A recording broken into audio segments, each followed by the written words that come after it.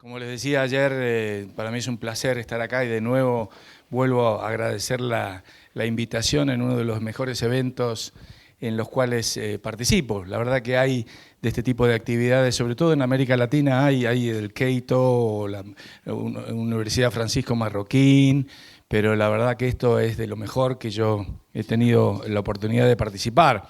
Así que, como siempre, es un placer.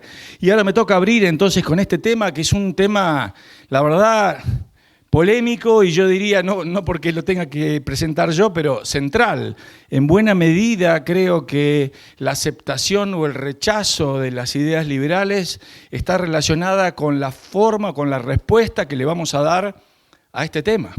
Digamos, mucha de nuestra audiencia y sus compañeros y sus jóvenes amigos por allí están esperando, ¿y ustedes qué van a hacer con la pobreza y con la desigualdad? Entonces, la respuesta que demos a esto en buena medida va a abrir la puerta o cerrar la puerta a este tipo de ideas. Este es un tema que a todos nos preocupa y nos ocupa. Y sobre todo nos preocupa, y fíjense, ¿no? Nos preocupa con un cierto grado de interés acerca, o cambia cuando uno ve fotos de este tipo. Si uno busca la palabra pobreza en Google, le salen sobre todo fotos de niños. Y la verdad es que creo que plantea esto un tema, porque en cierta forma nos está preguntando a nosotros, bueno, ¿qué responsabilidad tienen estos niños de la situación en la cual se encuentran? Porque yo puedo pensar y puedo atribuir a gente mayor, adultos, cierto grado de responsabilidad respecto de lo que hayan hecho en su vida. Es decir, habrás tenido ciertas oportunidades en la vida, las aprovechaste o no las aprovechaste. Uno puede emitir un juicio y decirle a alguien, bueno, a ver, ¿qué hiciste con las oportunidades? Sean pocas o sean muchas, pero ¿qué hiciste en tu vida respecto de esto para poder superar una situación de pobreza? Y ahí puede haber una discusión, más o menos.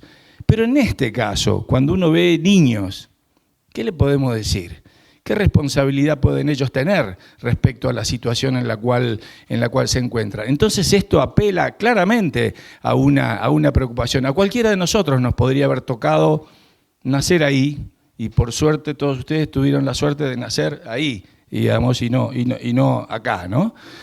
Entonces eso creo que es lo que nos llama a interesarnos sobre el tema y a querer tener una respuesta. Claro que, como vamos a ver en el transcurso de esta presentación, y lo mencionó Raquel recién en la introducción, el problema con el cual nos encontramos es que el tema de la pobreza viene mezclado con el tema de la distribución de ingresos, siendo, como voy a tratar de presentar en más detalle acá, que no son la misma cosa, son cosas claramente diferentes. Sin embargo, vienen juntas. Y ese tema de que vengan juntas en realidad tiene larga data. Son falacias que vienen desde hace largo tiempo. Una es conocida como el dogma de Montaigne, este escritor francés ahí del siglo XVI.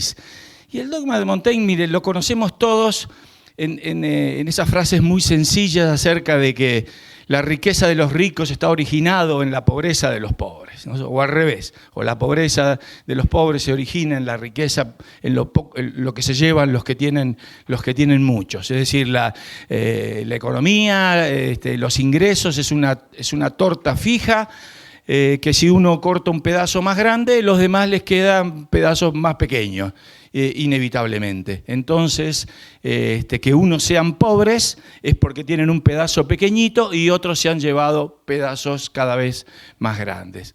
Entonces, esto, como ven, es de larga data. Después, por supuesto, la conocida y famosa teoría de la plusvalía de Marx, ¿no es cierto? Si el valor proviene del trabajo, como él argumentaba. Y fíjense que esto es una conclusión, diría hasta lógica, de su propio pensamiento.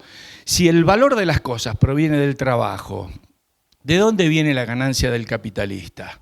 Bueno, del trabajo. Y por lo tanto, ¿qué es lo que hay que hacer? Esa ganancia del capitalista es la plusvalía que el capitalista extrae del trabajador, y lo que hay que hacer es expropiar a los expropiadores. Hay que hacer la revolución, el socialismo, etcétera, todo lo demás. Toda la teoría del socialismo basada en una teoría del valor que ahora no vamos a ver acá, pero muchos de ustedes ya conocen, que lleva a esa conclusión. Si el valor proviene del trabajo, la ganancia del capitalista es un robo, porque el valor lo generó el trabajo. No vamos a entrar en detalle de esto, pero está claro que esta teoría es un fracaso, cae derrumbada en la segunda mitad del siglo XIX y realmente no explica ni de cerca el valor de las cosas, que tiene carácter subjetivo, etcétera, etcétera. Bueno, y la tercera de estas falacias, hay muchas más, ¿no es cierto?, pero quise señalar algunas nada más que como ejemplo, es de un liberal clásico, que es John Stuart Mill. Y John Stuart Mill, en su famoso texto de política económica, plantea que, bueno, que en toda sociedad hay como dos procesos que son separados. Uno es el de la producción y el otro es el de la distribución. Y que una vez que la sociedad ha producido, ahora puede discutir cómo se va a distribuir. Como si fueran dos procesos distintos y que no tuvieran conexión entre sí. Como si pudiéramos decir que hoy, bueno, produjimos algo y ahora nos vamos a sentar a ver cómo lo repartimos. Pero claro, está claro que en la vida y desde ya en la economía y en la producción, estas dos cosas no están separadas, están claramente unas vinculadas a las otras. Uno produce en pos o en espera de una determinada distribución. Entonces no podemos decir que alterando esa distribución no va a haber un impacto en la producción. Déjenme ponerles a ustedes un ejemplo. Miren, acá va a haber cantidad de pronto de ejemplos estúpidos. No es porque yo los subestime a ustedes, sino porque uno después de dar clases con alumnos de grado va a veces desarrollando ejemplos que sean lo más simple posible, pero a veces, claro, son medio ridículos. Pero supongamos que yo voy el primer mes de trabajo, me dicen, bueno, mire, usted, muy bueno, sí, empezó a trabajar acá el primer mes, ahora tiene que pasar por ahí por la ventana A cobrar su cheque. Bueno, perfecto. Y voy a la ventana A y me dicen, bueno, y ahora pase por la ventana B y entréguelo. Y como, sí. Bueno, después vamos a ver cuánto le toca porque vamos a discutir cómo redistribuimos con todos los demás, así que, no sé, después le avisaremos cuánto le va a tocar de ese cheque. ¿En serio? Bueno, sabe que entonces que si yo voy a venir a trabajar el mes que viene, primero quiero saber eso. Porque a lo mejor ustedes dicen que me toca 1 o 1% de eso y yo, ¿sabe qué? No vengo. Entonces está claro que la forma en la cual se va a distribuir va a impactar en la forma en la cual yo voy a producir. Yo vengo a trabajar acá porque entiendo que tenemos un contrato y que me voy a llevar a una determinada suma, no algo que se va a determinar después en una discusión acerca de la distribución, ¿sabe? Así que primero dígame eso y después yo vengo a trabajar o no vengo a trabajar. Es decir, no hay una separación entre producción y distribución, porque precisamente, como decía, yo voy a producir en vista de una distribución determinada. Bueno, pero esto ha estado así y ha sido así, la verdad que por siglos. Hay ciertas áreas ahora de las ciencias sociales, incluso, que tratan de explicar por qué hay tanto apego a estas ideas distributivas. En todo caso, después puedo comentar algo. Pero una de las nuevas, ahora aparece la figura de Piketty, ¿verdad?, en los últimos años, aunque me parece que últimamente ha quedado un poco borrado. Esto ha sido como en cierta forma, como una estrella fugaz, ¿no es cierto?, que en un momento generó gran conmoción, pero no veo que continúe con la misma fuerza ahora, ¿no? Pero ustedes saben, Piketty ha presentado estas ideas y ha generado mucha polémica, han sido muy discutidas, sobre todo por autores que muchos conocemos o cercanos a nuestras propias ideas. Las críticas son muchas, yo menciono algunas aquí. Piketty habla de una tasa de retorno, digamos, que es más alta que la tasa de crecimiento de la economía, por lo tanto la ganancia del capital va siendo cada vez mayor y se le ha cuestionado a él, por lo tanto las desigualdades cada vez son más amplias, han estado creciendo en los últimos años. Todo esto lo voy a presentar aquí, datos y gráficos al respecto también. Y se le ha cuestionado a él, entre otras cosas, pero ¿qué es esto de una tasa de retorno general del capital? Cuando en realidad eso es algo que no existe en realidad en la economía. Hay distintas tasas de retorno para distintas estructuras de capital, así que esto de andar generalizando es una generalización, digamos, muy, muy amplia. Al mismo tiempo, esos que son los... en la economía de mercado es cierto que siempre va a haber alguien allá arriba en la cúpula, digamos, de los ingresos, pero tal vez lo que tendríamos que preguntarnos es, ¿son siempre los mismos estos que están ahí?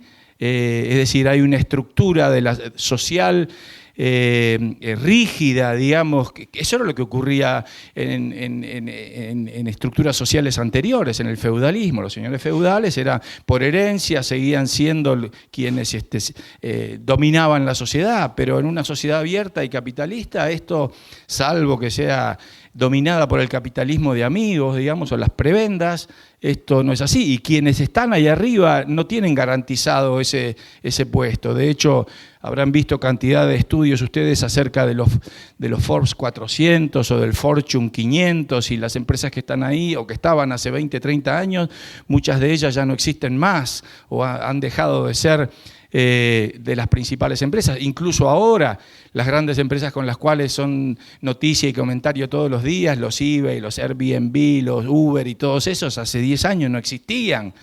Y ahora sus dueños resulta que son los más ricos del planeta.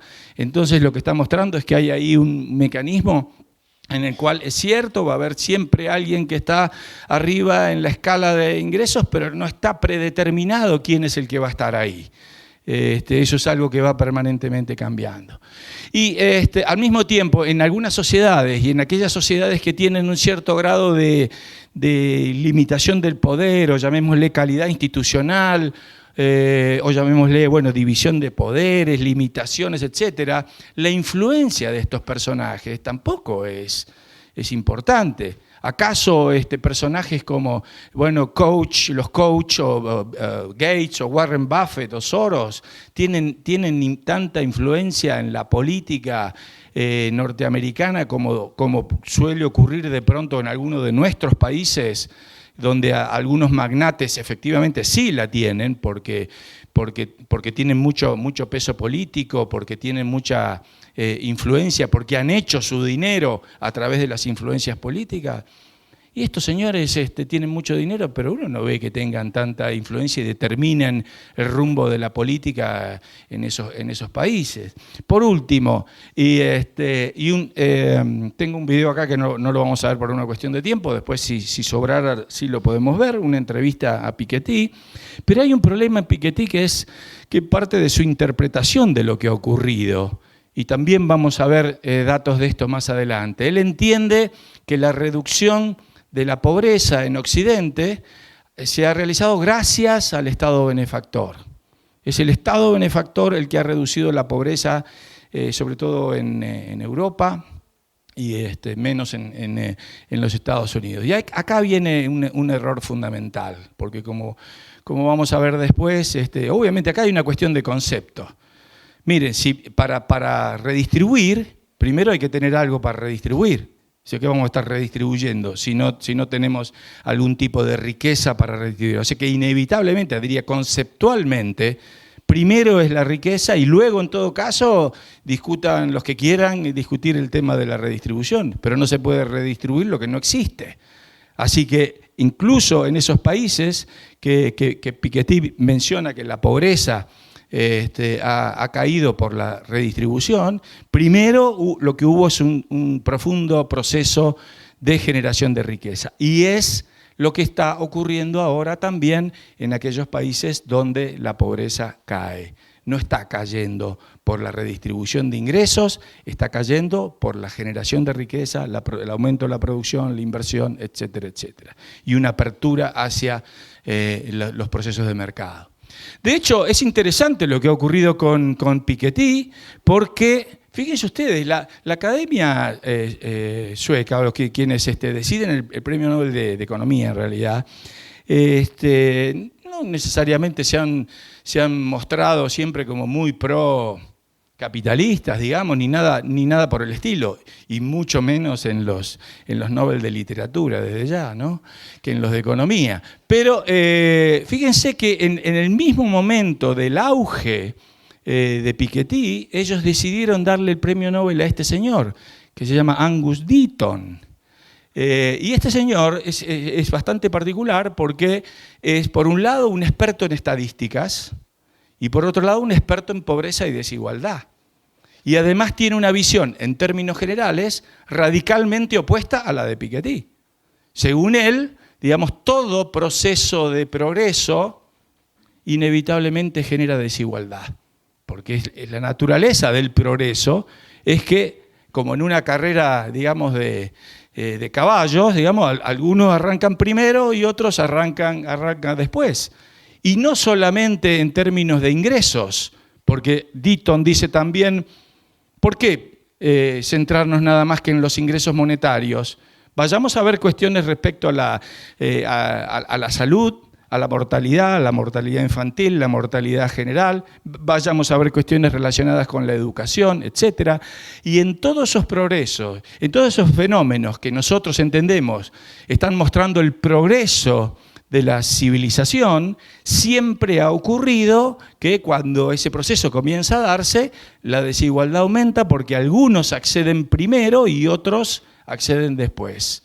Lo que no está determinado en última instancia es quién va a acceder, pero normalmente esto ha ocurrido claramente en el ámbito de la salud. Toda innovación tecnológica, por ejemplo, en el ámbito de la salud, no llega en forma inmediata a todo el mundo, pero eventualmente sí llega. Es decir, primero, ¿quiénes son los que aprovechan los últimos desarrollos de la medicina? Bueno, serán, es verdad, aquellos que tienen la capacidad para pagarlo. Y luego lo que va haciendo el capitalismo normalmente es que eso se va extendiendo, la tecnología se va abaratando y va llegando cada vez a porciones más amplias y amplias de la población. Es lo que ocurría con lo que tenemos todos ahora en el bolsillo, que es el celular. Cuando aparecieron los primeros celulares, que muchos de ustedes ni los vivieron, era un ladrillo de este tamaño que pesaba 2 kilos y valía $2.500. ¿Y quién lo tenían? Y lo tenían los ejecutivos, los ricos, etcétera, los que lo podían tener. Bueno, ahora lo tenemos todos, no valen nada, son 100 o 1000 veces superiores a esos primeros teléfonos, pero al principio hubo un claro proceso de desigualdad. Había algunos que tenían esos pocos teléfonos celulares y el resto no lo teníamos. Y sin embargo después todos fuimos llegando a esa situación. Tiene varios, pero el libro de Deaton, que se llama El Gran Escape, es precisamente eso. El Gran Escape, él hace una referencia a una película en la cual hay algunos presos de un campo de concentración que primero algunos escapan y después van a poder salir los demás, ¿no? Y ese es el fenómeno que se va dando en este proceso social. Bueno, acá es lo que decía lo del video, después lo veremos, pero claro, hay una mezcla de pobreza y distribución. Habrán visto ustedes hace poco una polémica respecto a un informe de Oxfam, esta organización que es un conjunto de ONGs, y como la letra está pequeñita ahí, lo voy a leer. En un informe ellos dicen esto: han pasado 4 años desde que el Foro Económico Mundial alertase de la grave amenaza que supone el incremento de la desigualdad. Es decir, nos presentan el incremento de la desigualdad, que Deaton dice que es algo natural, como algo que va a ser el colapso del planeta, más o menos, ¿no? Para la estabilidad social. Y 3, desde que el Banco Mundial decidiese combinar su objetivo de acabar con la pobreza extrema con la necesidad de promover una prosperidad compartida. Desde entonces, y a pesar de que los líderes mundiales se hayan comprometido con el objetivo de reducir la desigualdad, la brecha entre los más ricos y el resto de la población se ha ampliado. Es una situación insostenible. Acá lo que están diciendo, acá el problema es la desigualdad. Porque la pobreza, ¿dónde quedó la pobreza acá? En todo habla del objetivo del Banco Mundial respecto de la pobreza extrema, pero ellos están hablando de la desigualdad, no de la pobreza. Es decir, tomaron el tema de la pobreza y empezaron a hablar de la desigualdad. ¿Cómo es la cosa acá? Y de pronto son estas cosas que pasan como un poco desapercibidas porque no se notan. Pero el objetivo, vamos a suponer que el objetivo del Banco Mundial hubiera sido un buen objetivo. Lo que está diciendo el Banco Mundial es que el problema es la pobreza, hay que eliminar la pobreza. Ellos agarraron eso y dijeron, no, el objetivo es otro. Es el de la desigualdad, no el de la pobreza. ¿Cómo? Bueno, no son lo mismo, pero ¿por qué? Y acá... muchos aquí, lamento a aquellos que han estado antes, sobre todo los profesores que ya deben estar cansados de escucharme estos ejemplos, y, en fin, pero lo sigo usando. ¿Por qué es distinto la pobreza de la desigualdad? Bueno, acá viene este ejemplo. Estas son dos familias. La familia de los Krause, que es la mía, y una familia Gates en los Estados Unidos.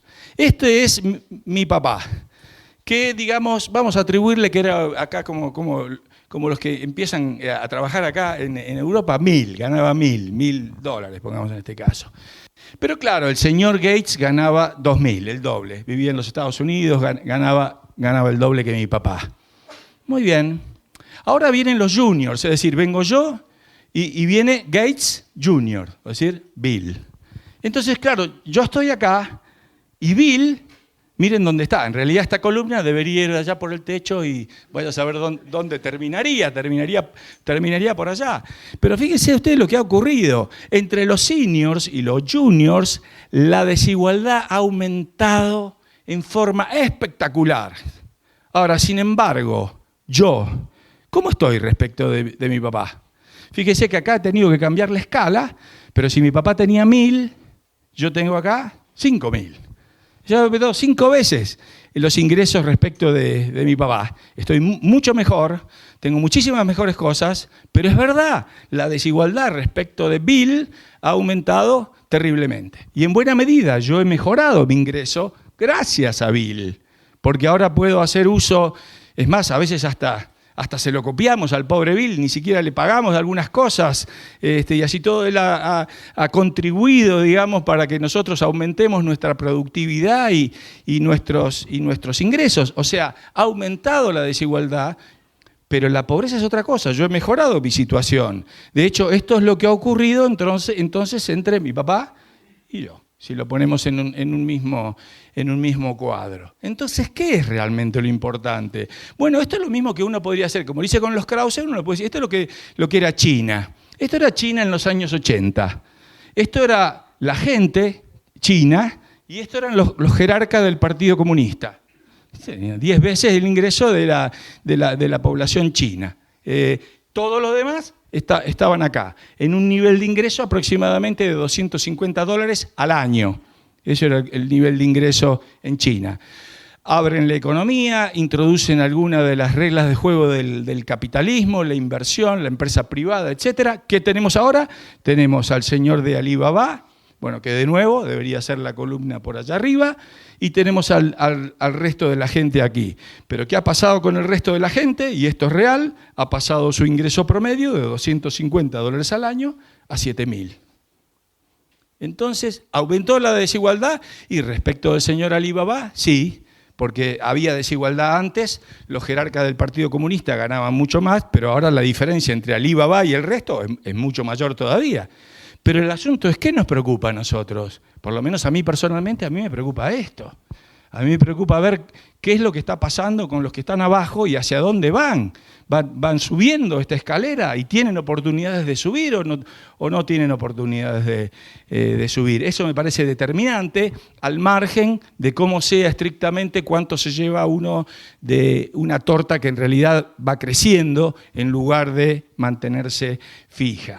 Ahora bien, en última instancia, lo que hay detrás de toda esta discusión respecto de la distribución no es estrictamente un problema económico, no es un tema de economía, es un problema de filosofía moral.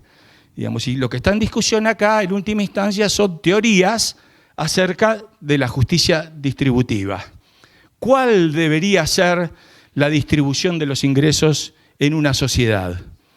Bueno, y acá hay distintas teorías que se han estado discutiendo a través del tiempo. Vamos a ver algunas. Todas estas teorías tienden a responder a estas preguntas. No están manifestadas así, estrictamente en esto, pero todas tienden a responder esto. De cada cual según qué. Digamos, qué es lo que cada uno aportaría, digamos, a la sociedad. Y a cada cual según qué. Digamos, qué es lo que recibiría por el aporte entonces que cada uno hace a la sociedad. Entonces vamos a tener distintas teorías. De cada cual según su capacidad, a cada cual según su necesidad, por ejemplo. Esas eran las teorías de lo que iba a ocurrir, por ejemplo, cuando se alcanzara el comunismo. Pero teorías que en última instancia ese tipo de distribuciones significarían el colapso de la sociedad, ¿no es cierto? Si cada cual viviéramos en una sociedad en la cual cada cual aporta según su capacidad y cada cual recibe según su necesidad, les puedo asegurar que las necesidades serían enormes y las capacidades serían bajísimas, ¿no? Yo diría, miren, la verdad que yo, salvo dar una conferencia una vez por mes, no tengo mucha más capacidad que eso. Ahora que tengo necesidad de unas vacaciones en la Costa Azul, definitivamente tengo necesidades de eso y muchas otras más. Así que espero que la sociedad llene ese tipo de necesidades que yo tenga. Es decir, no genera ningún tipo de incentivo que promueva la productividad, el aumento de la riqueza, etcétera, sino que genera incentivos para redistribuir lo poco que hay, que era lo que ocurría eventualmente en este tipo de sociedades, ¿no? Pero cada teoría, digamos que debe o busca dar respuesta a estas preguntas, ¿no? El socialismo era eso, y los resultados básicamente eran así, ¿no es cierto? Ellos pretenden pagarnos y nosotros pretendemos trabajar. Esa es la consecuencia de cada cual según su capacidad y a cada cual según su necesidad. Ellos pretenden pagarnos, nosotros pretendemos trabajar. Es decir, todos nos sumimos en la pobreza. O esta frase de Churchill: la virtud del comunismo es el reparto igualitario de su miseria y el vicio del capitalismo es el desigual reparto de sus bondades. Entonces, pero al mismo tiempo, ¿cuál sería? Esta es la redistribución, habrán visto esta foto, este es el resultado de la redistribución total. Esta es la península de Corea, que por una circunstancia histórica aparece dividida entre un marco institucional en el sur y otro marco institucional en el norte. Los resultados se pueden ver acá. Esta es la casa del señor Kim, ahí, porque es el único que tiene luz, ahí básicamente. Y bueno, eso es el resultado de la redistribución total, ¿no? Ahora bien, ¿cuál es? ¿Quiere decir que nosotros estamos en contra de la redistribución de ingresos? Bueno, hasta ahí nomás. Porque ¿estamos de acuerdo con la actual distribución del ingreso? Bueno, no. ¿Por qué? Porque hay mucha distribución del ingreso que es el resultado de decisiones políticas, de las prebendas, de los privilegios, del lobby, de la influencia de ciertos sectores, y está claro que no estamos de acuerdo con eso. ¿Estamos de acuerdo? ¿Estaríamos de acuerdo en redistribuir? No de la forma en la cual los políticos los plantean, que es utilizar el aparato del Estado para redistribuir, pero estamos a favor de una distribución que podríamos llamar, o que los clásicos llamaban, una distribución natural. Aquella que es el resultado de nuestras propias decisiones, aquella distribución que se produce en el mercado. Cada vez que compramos o dejamos de comprar, estamos estableciendo una distribución del ingreso.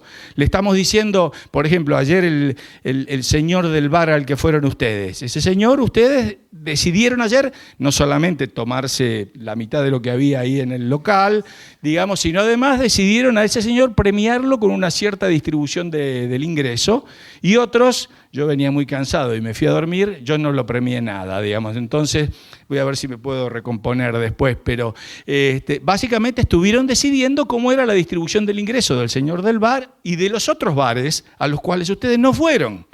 Entonces, esa es una distribución natural, pero la verdad es que en la sociedad de hoy hay muchas distribuciones que no tienen que ver con esto. Hay privilegios, hay subsidios, hay programas gubernamentales que toman de acá para poner allá, y eso hace que tal cual como está ahora la distribución, no necesariamente es la distribución que pretendíamos que hubiera. Para nosotros, ¿debería haber una redistribución? Sí, efectivamente, de los que no producen a los que producen. Esa es la redistribución que tendría que haber, que sería más bien el resultado no de ningún programa gubernamental, sino por el contrario, de dejar que la gente naturalmente premie en su distribución a quienes realmente lo benefician.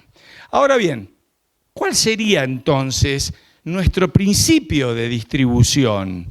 Y acá aparece este señor, que se llama Robert Nozick, quien era profesor de filosofía de Harvard. Alguno lo conocerá porque tiene un libro muy conocido que se llama Anarquía, Estado y Utopía, muy citado en nuestros intensos debates sobre el minarquismo y el anarcocapitalismo. Qué bueno, ¿no? Pero dejémoslo por el momento de ese tema, saquémosle un poco de ese tema. Y él plantea una definición, creo yo, interesante respecto de cuál sería el principio, llamémosle, del capitalismo en cuanto a la distribución del ingreso. Él dice, el principio sería así: de cada uno según su elección. Es decir, cada uno elige qué es lo que va a ofrecer a los demás y cuánto va a ofrecer a los demás. Es decir, cada uno tiene con más oportunidades o menos oportunidades de acuerdo a la sociedad en la que viva, eso es cierto, pero uno tiene esa capacidad de decidir qué es lo que va a ofrecer a los demás, qué es lo que va a producir. Y luego, cuánto va a recibir depende de lo que decidan los demás. No de lo que decida yo. Eso es lo que es la distribución en el capitalismo. Yo puedo decidir qué es lo que voy a ofrecer. Ahora, cuánto voy a recibir depende de que los demás lo acepten y estén dispuestos a pagarlo o no. Si yo hubiera decidido en esta sociedad, yo personalmente, ofrecer cuadros pintados, le puedo asegurar que la respuesta que hubiera tenido del otro lado sería prácticamente cero. Porque soy un perro, yo pintando, dibujando, haciendo esas cosas. Entonces los demás hubieran votado en contra mío y hubieran dicho, no, eso no me hubieran dado mayormente ningún ingreso. Entonces la distribución en el mercado es de cada uno según su elección y a cada uno según sea elegido. Ahora, en estos temas de la distribución del ingreso, fíjense ustedes, y esto lo sigo a Nozick también acá en esto, dice, casi todas las posiciones respecto a la distribución del ingreso lo que hacen es evaluar el resultado. Entonces dicen, bueno, a ver, ¿qué es mejor? Por ejemplo, todos lo mismo, o que 10 tuvieran, o 8 tuvieran tanto y 2 tuvieran otro poco, o que dividiéramos 5 se llevan una parte y 5 se llevan otra parte. Es decir, todas las teorías y las posiciones políticas respecto a la distribución están viendo el resultado. Cuántos ricos hay, cuántos pobres hay, cuántos hay de la clase media, etc. Nozick dice, para establecer la justicia de la distribución, no es eso lo que hay que ver. No hay que ver el resultado, lo que hay que ver es el proceso. Es decir, si el proceso por el cual se distribuyeron los ingresos es justo y no se violaron derechos de nadie, entonces el resultado va a ser justo, aunque no sea igual. Entonces, él pone un ejemplo que es de un basquetbolista de la década de los 80, que ya probablemente ninguno de nosotros recuerde, y yo, como tengo mi corazoncito también, entonces lo cambié a ese basquetbolista por Messi. Entonces vamos a poner el mismo ejemplo. Supongamos que estamos en una sociedad absolutamente igualitaria, todos tenemos el mismo ingreso. Y de pronto aparece uno, que es este señor, ¿no? Y nosotros lo vemos ahí con la pelota y decimos, me parece que es diferente. Tiene algo que los demás no tienen y yo lo quiero para mi equipo. Y bueno, decir que todos, Leo, vení a jugar acá, vení con nosotros, etcétera. Aparecen unos señores, llamémosle Barça que dice, bueno, nosotros queremos que juegue para nosotros. Y digamos que entonces aparece el padre de Messi, suponiendo que no tiene problemas fiscales, digamos, aparece el padre de Messi y dice, le propone al Barça, dice, mire, yo le propongo este arreglo, yo no quiero cambiar nada. Ahora, digamos, en cada partido del Barça van 40.000 personas, ¿verdad? A la cancha, bueno, 40.000 más o menos, muy bien. Yo quiero lo siguiente, yo creo que si juega mi hijo van a ir más. Entonces lo único que propongo es que de aquellos más, es decir, de aquellos nuevos, por arriba de los 40.000, la mitad sea para el Barça y la mitad sea para Leo. ¿Ok? Es más, que todos ellos, llamémosle así, los no socios del Barça que ahora vayan, cuando vayan a comprar la entrada tengan que poner en una urna la mitad que va para el Barça y la otra mitad que va para Leo. ¿Está de acuerdo usted con eso? Y el Barça dice, y sí, yo estoy de acuerdo, no me está reduciendo ningún tipo de ingresos, adelante, si funciona esto, vamos. Entonces empiezan así. Y lo que ocurre, ustedes saben, que ganan la Liga, la Religa, la Copa, la Recontracopa y qué sé yo, y entonces la gente va y mete ahí el dinero de sus entradas. A fin de año, ¿qué es lo que ocurrió? En esta sociedad donde todos éramos iguales, ahora hay uno que tiene muchísimo más dinero y todos los demás seguimos igual. Ahora la pregunta de Nozick ¿es eso injusto? Si nosotros le dimos el dinero, fue voluntariamente que fuimos y lo pusimos ahí. Ahora el resultado es desigual, pero el proceso violó derechos de alguien. Alguien fue obligado a hacer eso, a alguien se le tomó el dinero a la fuerza. Nada de eso ocurrió. Nosotros voluntariamente votamos por él y dijimos, ahí está, Leo, tomá, llévatela, es tuya. Bueno, el resultado es desigual, pero el proceso no es injusto. Entonces, cuando vamos a discutir acerca de la distribución del ingreso, lo que tenemos que ver es el proceso por el cual ese resultado se obtuvo y no estrictamente si va a ser más o menos igual, porque en buena medida, adelanto, va a ser desigual, ¿no? Entonces el tema no es tanto una justificación acerca de cuántos ingresos tenga, sino acerca de cómo los consiguió. Bueno, muy bien. Ahora, fíjense ustedes que además se nos presenta en este tema de la discusión moral sobre esto, argumentos acerca de la necesidad y de la importancia de redistribuir y que además eso tiene una connotación moral superior. Bueno, yo dudo de esto realmente.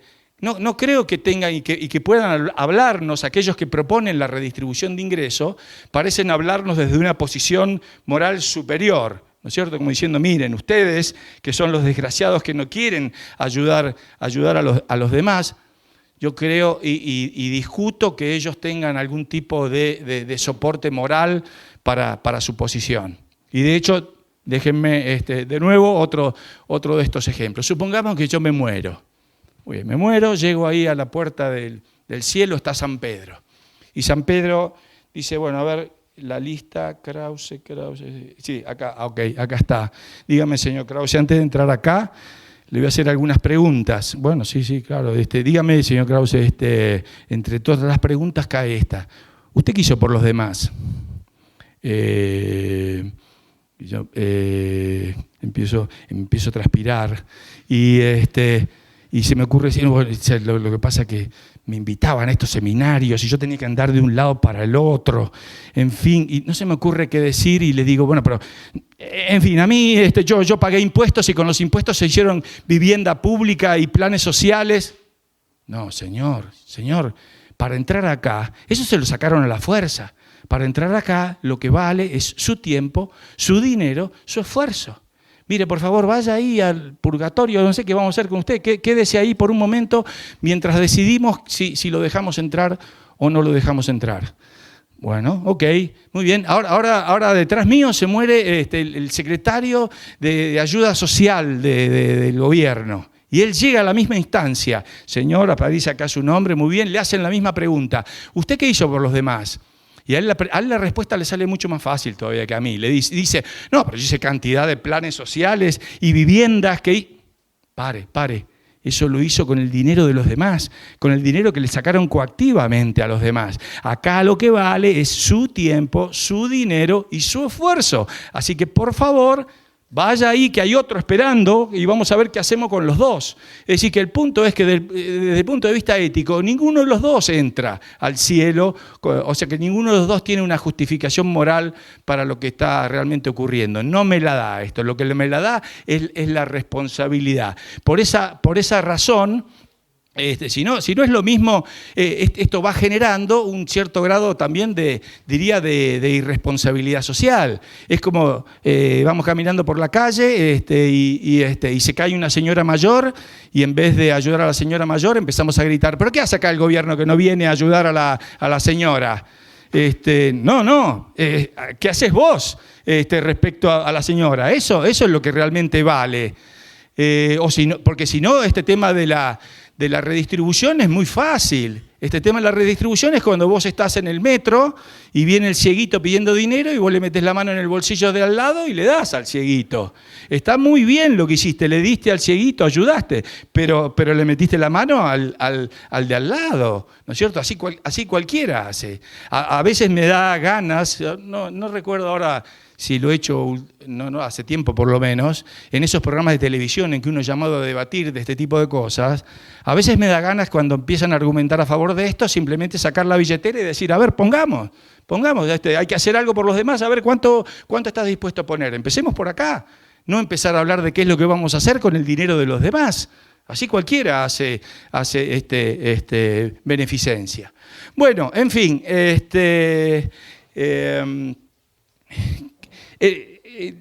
entonces se nos presenta entonces el Estado benefactor como aquel que va a redistribuir, es decir, aquel que va a resolver este problema de la desigualdad de los ingresos. ¿Y qué es lo que nos encontramos después de varias décadas de Estado benefactor y de experiencia en esto? Bueno, yo diría que hay dos situaciones distintas. Una que es más cercana tal vez a la de ustedes, aquí digo la de ustedes, sobre todo bueno, acá hay europeos y hay latinoamericanos, así que podemos tener ese ejemplo, más cercana a los europeos, la otra más cercana a los latinoamericanos.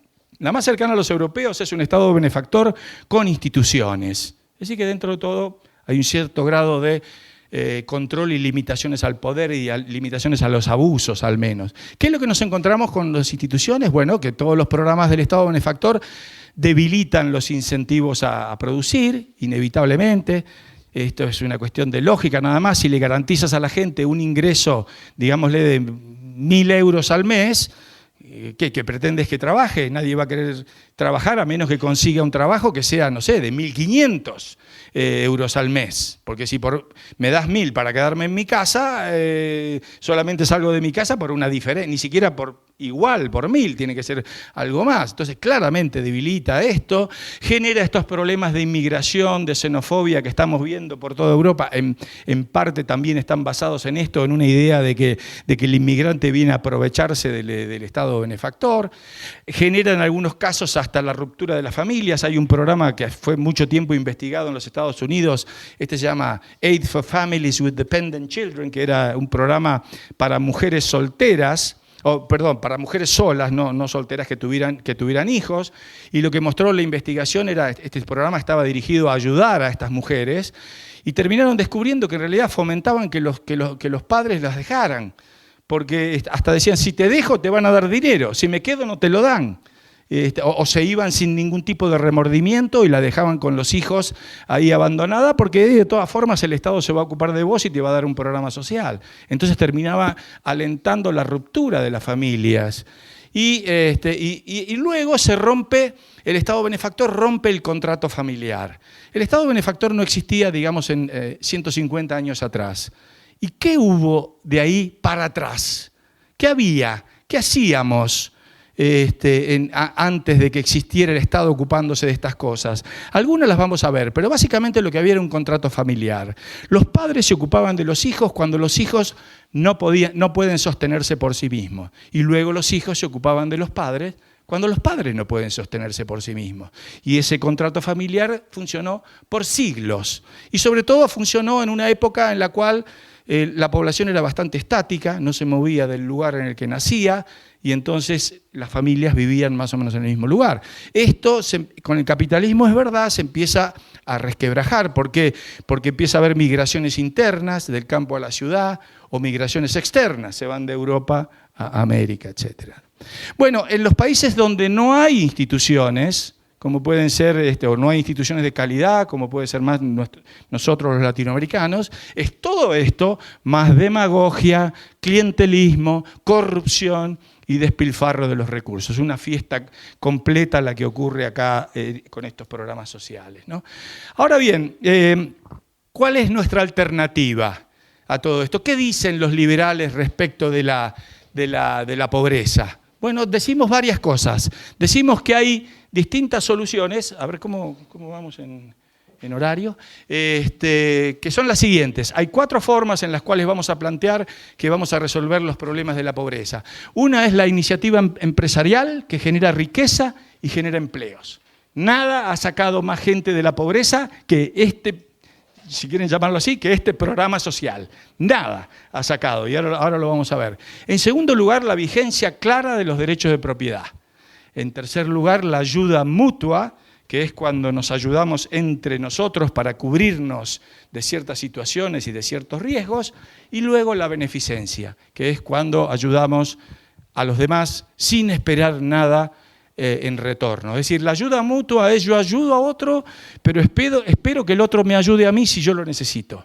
Mientras que en la beneficencia yo simplemente ayudo sin esperar nada más que por el beneficio psicológico, si ustedes quieren, de ayudar. Bueno, ¿qué es lo que ha ocurrido? Este gráfico también, tal vez lo conocen, acá hay 2 estadísticas. Yo puse 300 años no de capitalismo, sino del rule of law, es decir, eso fue previo a que llegara el capitalismo, la vigencia del derecho, de la propiedad, de los contratos. ¿Y qué es lo que tenemos acá? Hay 2 estudios que se han realizado, uno es de Bradford y de Long, que es, bueno, supuestamente desde el año menos 10.000, y el otro es desde el año 0 de Angus Maddison, ¿no? Un reconocido profesor que ha reconstruido estadísticas hacia atrás, cosa que no es sencilla. Bueno, ¿qué es lo que nos dice esto en términos de ingreso per cápita? Como ven, bueno, si era un electrocardiograma, acá estaba muerto el tipo, muerto. Y acá, ¡pum!, pega un primer latido y surge a la vida, digamos, esto es algo realmente impresionante, ¿no es cierto? Esto estaba plano absolutamente, había un leve crecimiento acá y se dispara, ¿a partir de qué? A partir del rule of law y la consecuente llegada del capitalismo. Acá tenemos, por ejemplo, los gráficos respecto a la pobreza mundial, algunos a lo mejor ya los conocerán, les recomiendo esta página que se llama Our World in Data, que tiene cantidad de datos así en periodos largos de tiempo. Este es el porcentaje de la población pobre en 1820, según la midan por $1 o $2 de ingreso por día. Acá lo que nos dicen, si tomamos esta, por ejemplo, era que el 85% de la población era pobre, 85% de la población del planeta era pobre, y miren lo que es este gráfico y cómo viene, luego se continúa con $1.90 en vez de $1, hasta ahí.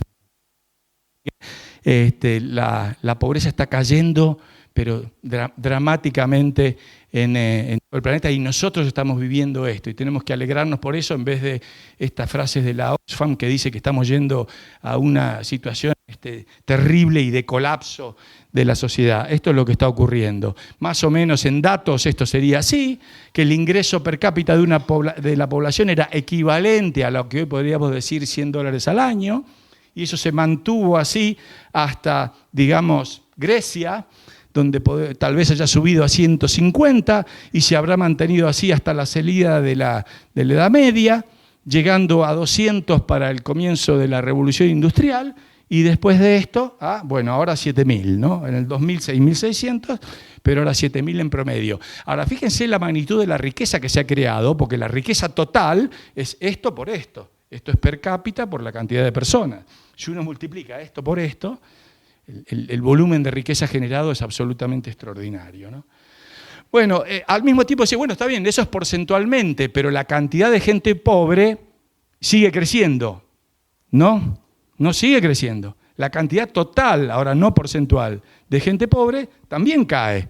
Esto es 1820-2015, esta es la cantidad de gente que no está en extrema pobreza y esta es la gente que está en extrema pobreza. O sea, el número total también cae.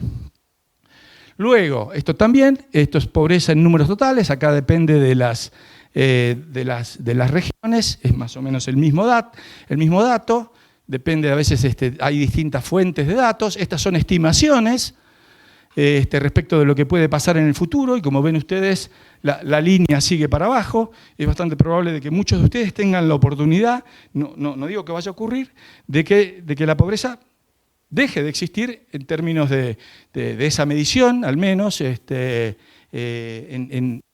algunas décadas. Yo no llegaré, pero ustedes probablemente que lo puedan ver. Ahora, al mismo tiempo, bueno, si esto viene ocurriendo así, ¿no? Esto viene ocurriendo así, y este mismo sitio pone una encuesta. Hemos visto todos los datos. Le preguntan a la gente, dígame, ¿cómo viene la pobreza en el mundo? ¿Qué es lo que está ocurriendo con la pobreza en el mundo? Fíjense lo que la gente responde. 55% dice que ha aumentado la pobreza en el mundo. 33% dice que es más o menos lo mismo. Y solamente un 12% dice que se ha reducido. ¿Qué está pasando? ¿Qué le está pasando a la gente? O porque ahí, digamos, es como las ideas de Oxfam, ¿no? Todo está peor, todo va horrible, cuando en realidad lo que estoy viendo es que no es así, pero sin embargo la gente cree que ha avanzado la pobreza en el mundo. Bueno, veamos más. Miren, estos son un estudio que lo puse acá porque lo acabo de recibir, es de la consultora McKinsey, que habla de los países emergentes. ¿Qué países han venido derrotando la pobreza en los últimos años? Y por eso esto venía a contrapuesta de lo de Piketty, de que fue el Estado benefactor el que reduce la pobreza. No, señor, es la apertura de las economías, mayor grado de economía de mercado y crecimiento económico, eso es lo que está reduciendo la pobreza. ¿Qué países crecieron en un promedio mayor al 3,5% anual en los 50 años que van desde el 65 al 2015? 50 años a más de 3,5% anual. China, Hong Kong, Indonesia, Malasia, Singapur, Sur y Tailandia. 50 años a más del 3,5%, eso es una cosa fenomenal, ¿sabe la cantidad? Y es donde se ha reducido la pobreza, es donde empieza a haber ahora una clase media que antes no existía. Países que en los últimos 20 años crecieron más del 5% anual. Azerbaiyán, Bielorrusia, Camboya, Etiopía, India, Kazajstán, Laos, Myanmar, Turkmenistán, Uzbekistán y Vietnam. En total, estos países sacaron a más de 1.000 millones de personas de la pobreza en los últimos años, generando ese crecimiento económico. Entre el 90 y el 2013, la cantidad de gente en estas economías que vive en la pobreza cayó de 1.840 millones a 166. Y en todos estos países tuvieron una ganancia de productividad del 4% anual promedio y aumentaron los salarios un 4,6 promedio. Y en China aumentaron 8,6 promedio anual los salarios. Eso es lo que sacó a la gente de la pobreza. No el Estado benefactor, ni la redistribución de nada.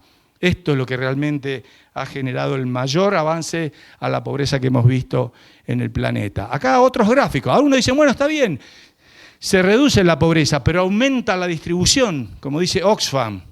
¿Empeora la distribución del ingreso? No. Esto es curvas de distribución del ingreso en distintos periodos. La roja es de 1820, que es lo que nos dice muchos pobres y pocos, es verdad, pocos ricos. En esta cosa que dije de Deaton, de que algunos salen primero, ¿no es cierto? Esta es de 1970, la azul, donde empieza a se despega de nuevo una parte de la población que empieza a trasladarse a niveles de mayores recursos. Y esta es la del año 2000, que parece ya una distribución prácticamente normal. Es decir, esto es el fenómeno de la clase media global, de la cual se habla ahora, que los ves haciendo turismo por todas partes, etcétera, etcétera. Esto es lo que está ocurriendo. Es decir, no está empeorando la distribución. Sí. Sigamos, bien. Okay. Y acá hay otra, la misma, por ejemplo, pero en distintos años, 70, 80, 90, 2000, 2006. Como ven, se va corriendo hacia acá, ¿no? ¿Qué más? Bueno, esto ocurre siempre. Esto es lo que dice, por ejemplo, esto es de lo que dice, lo señala Deaton. Esta era la expectativa de vida al nacer. Así es como venía hasta el año 1700. Estos eran los nobles, estos los puntitos amarillos y esto el resto de la población. Como veían, la expectativa al nacer no era diferente para ninguno de estos. Sin embargo, cuando se empiezan a producir la revolución científica, el avance de la medicina, pican primero, digamos, los nobles, pero luego esto iría también eventualmente para arriba.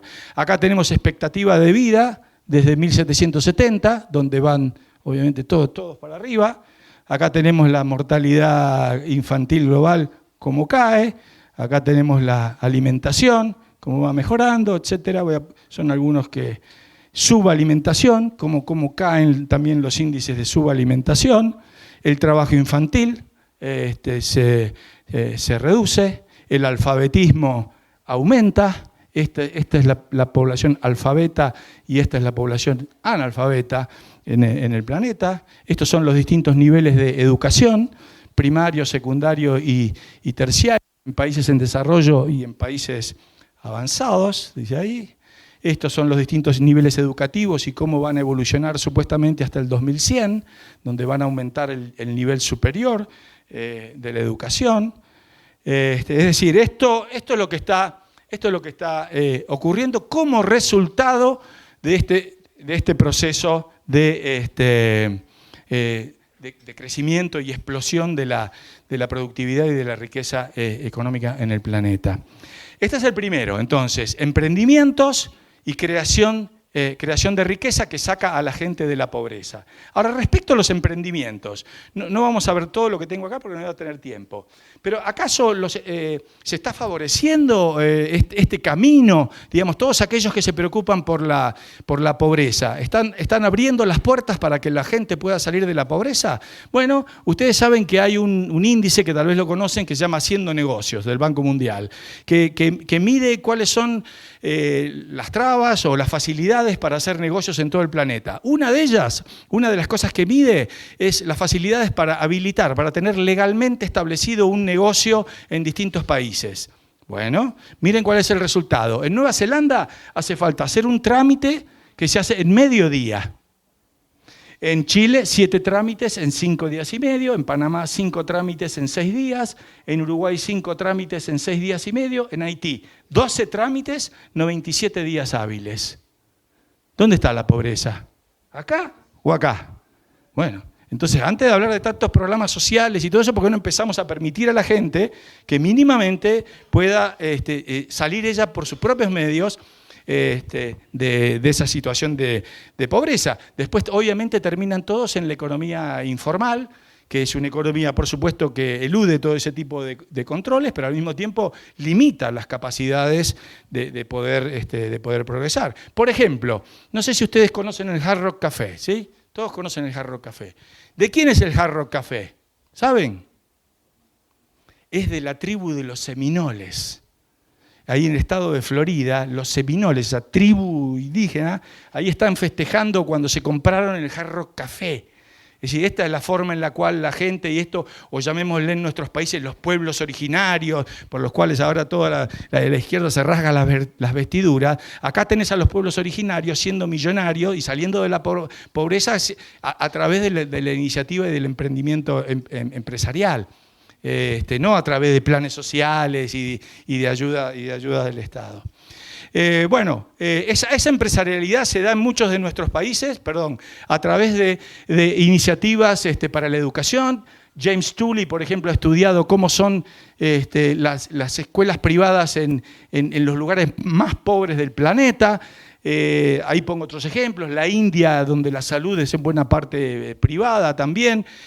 La generación de empleos es algo fundamental, sin embargo, en muchos de nuestros países la generación de empleos está trabada por una legislación laboral que es horrenda, que hace tremendamente costoso contratar a la gente y por lo tanto los deja muchas veces afuera del mercado laboral. Los sindicatos han cumplido en eso también. En muchos de los países pobres el problema que se presenta es la falta de definición de los derechos de propiedad.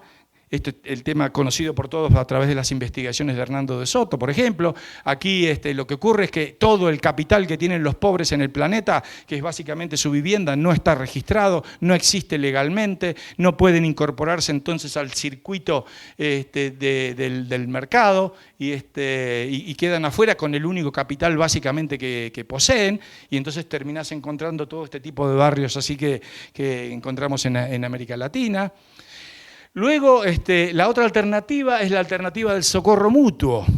Esto es algo fenomenal, yo creo que seguramente lo hubo aquí en España, habría que estudiarlo y lo llevaron de aquí para allá también cuando iban los inmigrantes. El inmigrante llegaba a nuestros países en América y como se había roto ese contrato familiar, lo que hacían era juntarse entre ellos y creaban estas sociedades de socorro mutuo que eran básicamente como un mecanismo de seguros en el cual aportaban ellos una cuota para cuando alguno necesitaba algo. Sí, y estas sociedades de socorros mutuos lamentablemente después fueron absorbidas o desplazadas, digamos, por el Estado benefactor. Se nos dice que el Estado benefactor vino a llenar un vacío, y no vino a llenar un vacío, vino a reemplazar algo que ya existía. Había de esto, y era notable. En la ciudad de Buenos Aires había más de 1000 de estas sociedades de socorros mutuos, todavía una, no sé, había una, el Centro Gallego, ya que está allá el profesor, salud, había varias de los gallegos allá, había que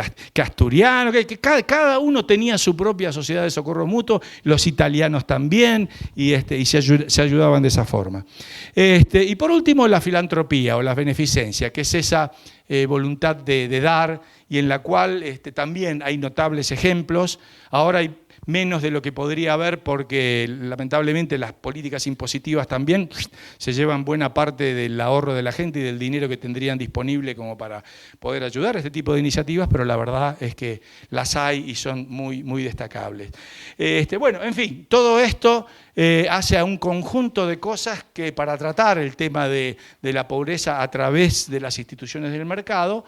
Y por último, si a ustedes además, así todo, quisieran que el Estado haga algo, habría que investigar o podríamos discutir esas políticas de vouchers, es decir, en vez de subsidios a la oferta, que es lo que suele haber, es decir, como hay gente pobre, entonces el Estado pone hospitales, pone escuelas, pone viviendas, subsidiar a la demanda para que la gente pueda elegir en el mercado aquello dado su situación de pobreza, no alcanza para producir. Así que bueno, en fin, todas estas alternativas son las que están posibles, más allá de la común y la tradicional, según la cual la gente simplemente mira al Estado y le delega todas las responsabilidades y dice, bueno, a ver, ¿qué van a hacer ustedes con los pobres? No, la pregunta en el fondo es qué vamos a hacer nosotros y qué oportunidades tenemos en el mercado, digamos, para eliminar a la pobreza. Bueno, listo, muchas gracias.